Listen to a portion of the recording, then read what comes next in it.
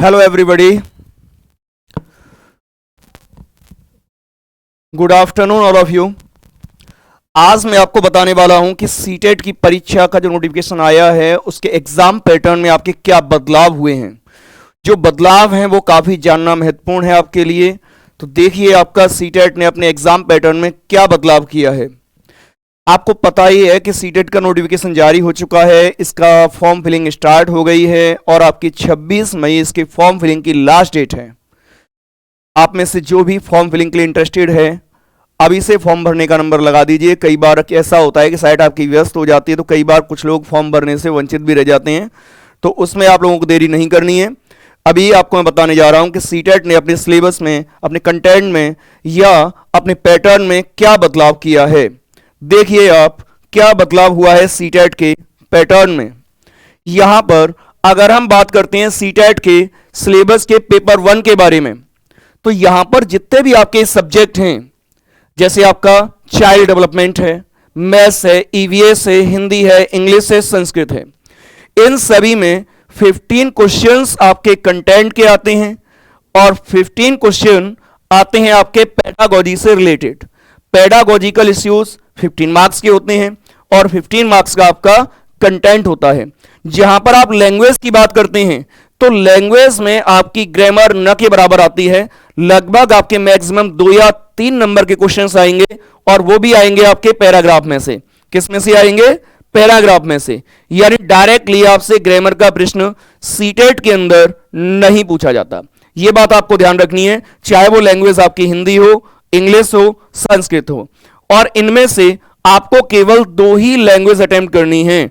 2 language attempt करना आपका compulsory होता है। क्लियर हुआ?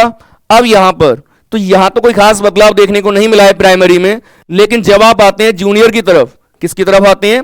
जूनियर की तरफ। यहां पर एक मेजर कंसर्न है, बहुत बड़ा बदलाव है सिलेबस में। वो क्या है?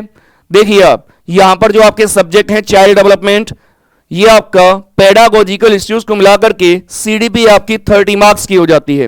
हिंदी की अगर हम बात करें तो आपका सिलेबस बिल्कुल वैसा ही है जैसा कि आपका पेपर 1 में था। 15 नंबर के आपके पैराग्राफ आएंगे और 15 नंबर के आपके पेडागोजिकल इश्यूज आएंगे। संस्कृत में भी वही है। बदलाव हुआ है आपका यहां पर। आपको पता ही है कि जितने भी साइंस स्ट्रीम वाले होते हैं वो मैथ्स एंड साइंस को लेते हैं, जो कि आपका एग्जाम में 60 मार्क्स का आता है, जिसमें 30 मार्क्स का आपका सब्जेक्ट का कंटेंट होता है और 30 मार्क्स की आपकी पेडागोजिकल इश्यूज आते हैं। अब वहीं पर सोशल स्टडीज कौन लेता है? कॉमर्स स्ट्रीम वाले और आर्ट स्ट्रीम वाले।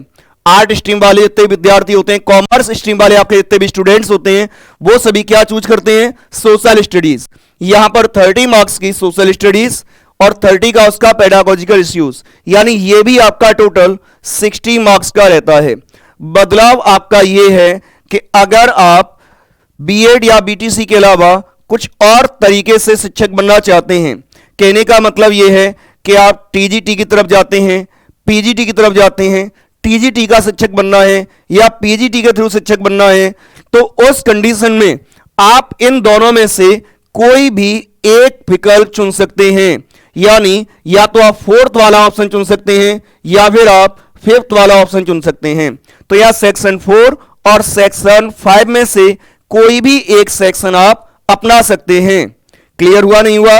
ये बहुत बड़ा बदलाव है। यानी पहले क्या था कि पहले आप अपनी मर्जी से कोई भी सेक्शन नहीं चुन सकते थे, लेकिन आप इस बार से कोई भी सेक्शन आपका चुन सकते हैं। ये आपके लिए बहुत बड़ा बदलाव है सीटेट के पैटर्न में। बाकी आप लोग सीटेट के फॉर्म फिल करते रहिए, जुड़े रहिए रिजल्ट गुरु के साथ में। इसी तरह की सीटेट के पैटर्न में अगर और भी कोई बड़ा बदलाव आता है तो हम लोग आपके सामने बिल्कुल उस बदलाव को लेकर के उपस्थित होंगे। आपको नई नई जो भी अपडेट होंगी वो आपको हम देते रहेंगे। Thank you very much.